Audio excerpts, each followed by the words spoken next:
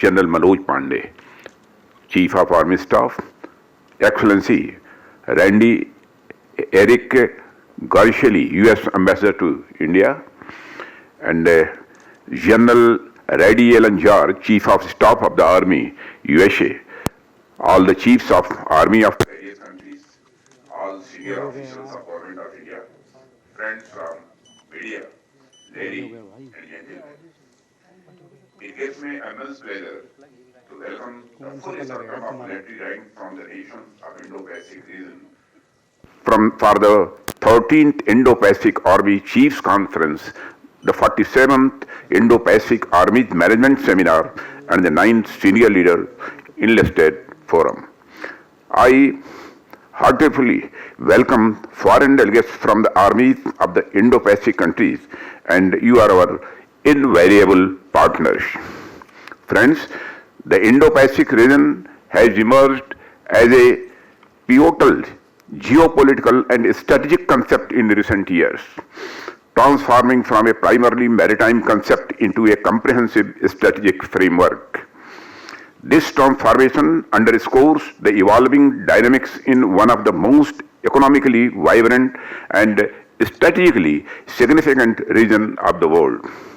The origin of Indo-Pacific as a maritime concept can be traced back to the shared waters that extend from the Indian Ocean to the Pacific Ocean. Traditionally, the vast expanse of water was viewed through the lens of commerce and connectivity, facilitating trade and cultural exchange for centuries. The maritime character of the Indo-Pacific became more pronounced in the modern era with the growing importance of sea lanes for ever-expanding global trade. The Indo-Pacific now accounts for a significant portion of the global trade and serves as a vital link for energy resources. Friends, however, the importance of Indo-Pacific region is not just limited to maritime trade or sea lines of communication, but it also has broader political, security and diplomatic dimensions, and quite understandably so. Friends, security considerations have elevated the Indo-Pacific strategic significance. The region also faces a complex web of security challenges, including boundary disputes, piracy, etc.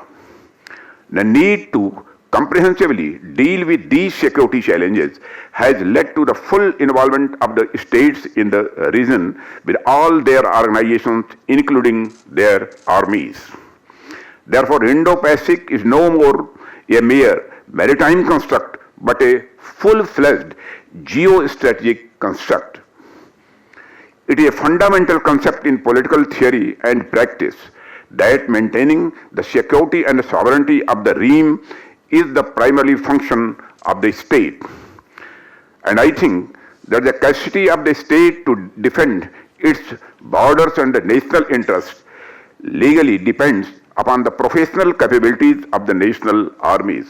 I believe that competent and professional armies working under the civilian control and the coordination between the friendly countries are extremely important for any country's security. Friends, I would like to share with you a theoretical model that would be relevant to the discussions to be held at this forum. The model was proposed by Stephen R. Covey, which is based on the two circles, the circle of concern and the circle of influence. The circle of concern encompasses everything that you care about, including both things you can control and things you cannot control. It includes a wide range of external factors and issues such as global events, economic conditions, other people's opinions, the weather, and many other aspects of life. These are things that you may worry about or have an interest in, but have little or no direct control over. Focusing too much on your circle of concern can lead to stress, frustration, and a sense of powerlessness, because you cannot control or influence many of these external factors. The circle of influence consists of those things over which you have direct control or can exert some degree of influence. It may involve your attitudes, behaviors, decisions, relationships, and actions. Friends, by concentrating your time and energy on your circle of influence, you can increase your effectiveness and capacity to bring about a positive change.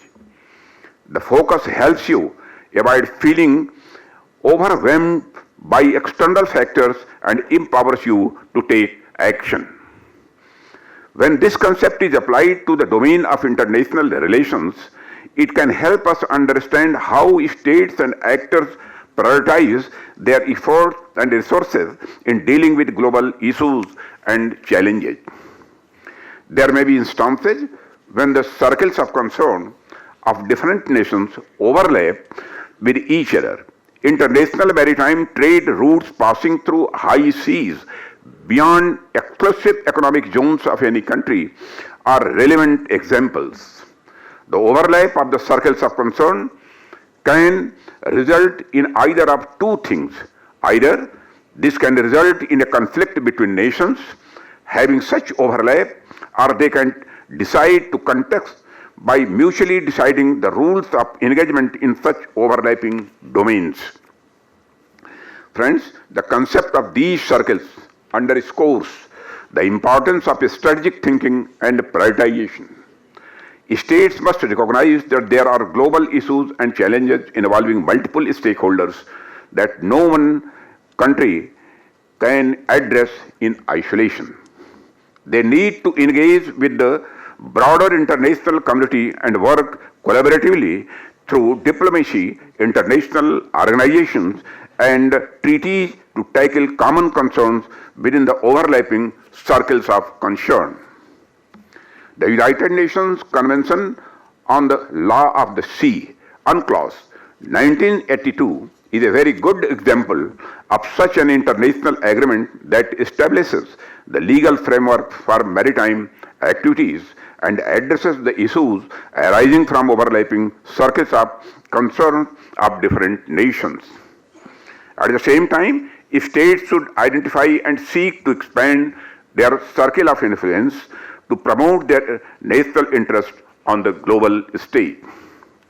Friends, this may involve building partnerships, participating in regional organizations, and employing diplomatic, economic, or military tools strategically. This conference is an exercise where we all are trying to expand our circles of influence while harmonizing the overlaps of our circles of concern.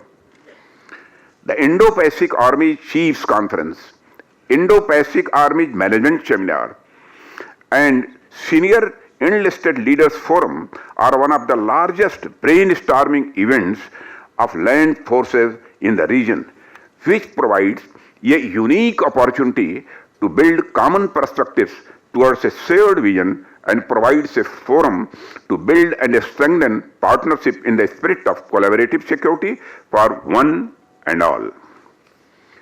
Friends, India has always stood for a free, open, inclusive, and rule-based Indo-Pacific region in the pursuit of shared security and prosperity.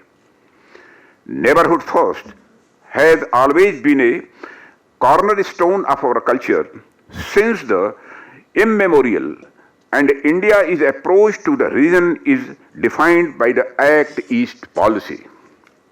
India's efforts towards building robust military partnerships with friendly countries underscores our commitment to not only safeguard our own national interests, but also addressing important global challenges being faced by all of us. One such significant global challenge is the scourge of climate change, which translates into higher frequency and severity of natural disasters. Friends, our armed forces, with their unwavering dedication and professionalism, are the first responders in disaster situations and contribute to humanitarian assistance and disaster relief efforts, providing hope and relief for those in need during times of crisis. I am sure you all would be discussing how to enhance the interoperability during the operations related to humanitarian assistance and disaster relief. I would like to suggest that the issue of climate change and the attendant possibility of more numerous and severe natural disasters be discussed by you all in the context of our common HADR preparedness. Extreme weather events and the natural disasters have become a new normal rather than being exceptions and are major challenges in our region. It is our responsibility that the climate change related concern of small island nations of the Indo-Pacific are given the due importance that they deserve. This is because island nations bear the brunt of the climate change as an existential crisis. Climate change also threatens their economic security. As you are told that Cyclone Palm in 2015 wiped out 64% of the value of GDP of Vanuatu. The economic concept of climate change and the extreme weather create a demand for climate resilient and eco-friendly infrastructure. There is a need to understand the compulsions and the perspectives of all our partner nations as well as sharing of expertise and resources. It is true that integrating the concerns of all the members of a large forum is challenging, and arriving at a consensus plan of action in a big grouping is a very difficult task. However, with determination and empathy in our hearts, it is not impossible, as we have seen in the recently concluded G20 summit in Delhi. The G20 group of countries adopted the New Delhi Leaders' Declaration with consensus on all developmental and geopolitical issues, making it a historic and path-breaking G20 declaration. Friends, such is the power of dialogue or samvad. I would like to reiterate here what our Honorable Prime Minister has aptly said. Our engagement in the Indo-Pacific is based on 5 yes in Hindi. Samman, that is respect. Samvad, that is dialogue. Sahyog, that is cooperation. Shanti, that is peace. And Samriddhi, that is prosperity. And it is heartening to know that the representatives of the various countries have gathered to carry out samvad, that is dialogue, on current issues of common and regional interest. I wish the chiefs and heads of the delegations all the very best for the interaction that lies ahead. Let us approach the dialogue with open minds and hearts, fostering connections and insights that will share our actions beyond these events. I especially congratulate our US friends for co-hosting this event. Together we can indeed do a lot. Thank you very much.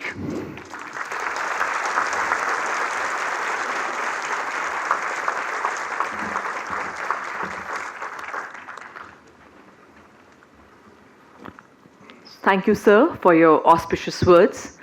I would now like to request Honorable Defence Minister of India, Shri Rajnath Singh, and the dignitaries on the stage to kindly unveil the commemorative journal.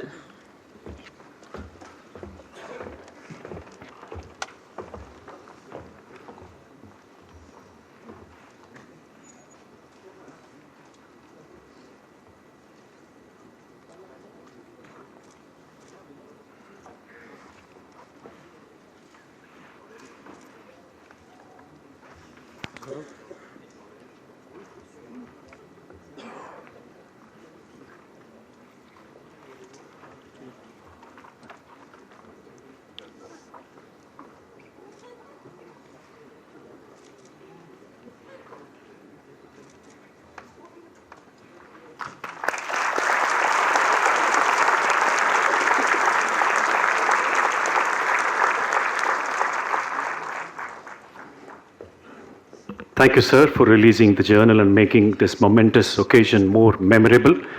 The journal chronicles the essence of this multinational event. May I now request General Manoj Pandey to present a memento to the Honorable Defence Minister, please.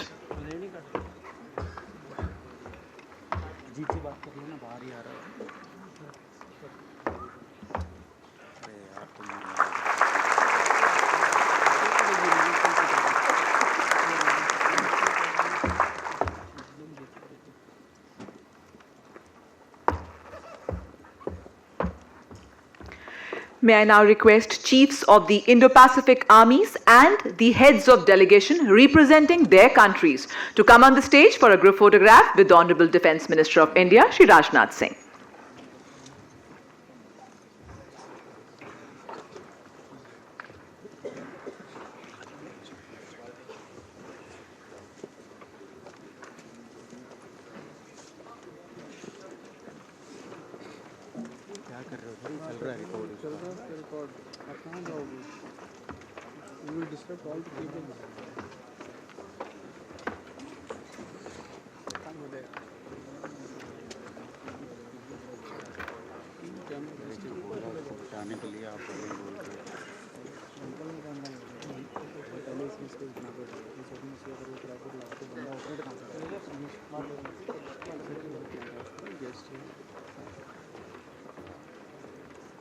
Sir आगे मत कर रहे